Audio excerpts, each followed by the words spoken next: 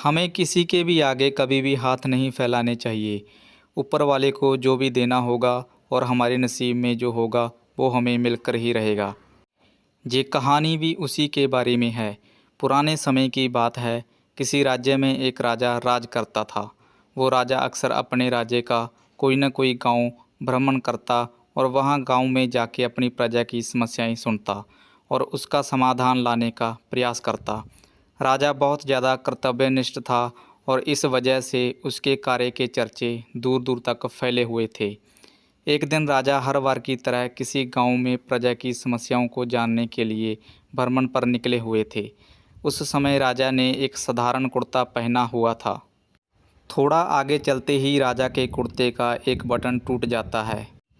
राजा तुरंत अपने मंत्री को बुलाता है और उन्हें आदेश देता है कि जाओ इस गांव में से किसी होनहार दर्जी को बुलाकर लाओ जो मेरे इस कुर्ते का बटन लगा पाए। मंत्री ने राजा का आदेश सुनते ही तुरंत पूरे गांव में से होनहार दर्जी की खोज शुरू कर दी। राजा के नसीब अच्छे थे कि उन्हें उस गांव में से एक अच्छा दर्जी मिल गया। उस दर्जी की एक छोटी सी दुकान थी। दर्जी को राजा के पास लाया गया।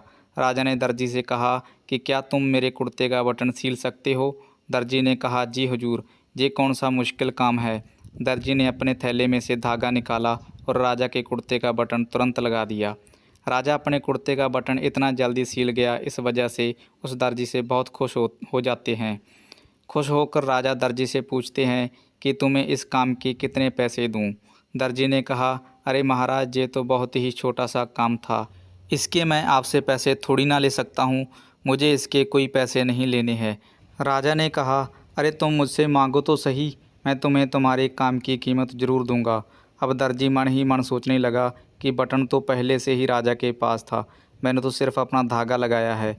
मैं ऐसा करता हूँ कि राजा से इस काम के 5 रुपये मांग लेता हूँ।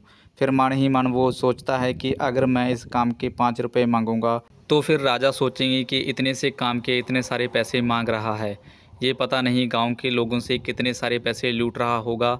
इस सोच के साथ दर्जी राजा से कहता है कि महाराज, आप अपनी स्वेच्छा से कुछ भी दे दो मुझे। अब जब दर्जी ने राजा पर छोड़ दिया तब राजा को भी अपनी इज्जत के हिसाब से देना था, ताकि गांव के लोगों के दिमाग में उसका रुतबा छोटा ना हो जाए। अपनी इज्जत के बारे में सोचकर राजा ने दर्जी को 5 गांव देने का आदेश दे दिया। राजा का आदेश सुनते ही दर्जी अपने मन में सोच रहा था कि कहाँ मैं राजा से 5 रुपये मांगने की सोच रहा था और राजा ने मुझे 5 गांव का मालिक बना दिया।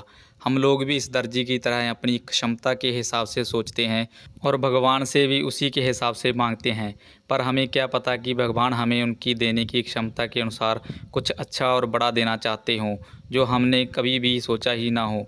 ये बात गीता में लिखी हुई है कि तुम सिर्फ कर्म करो, फल की आशा मत रखो।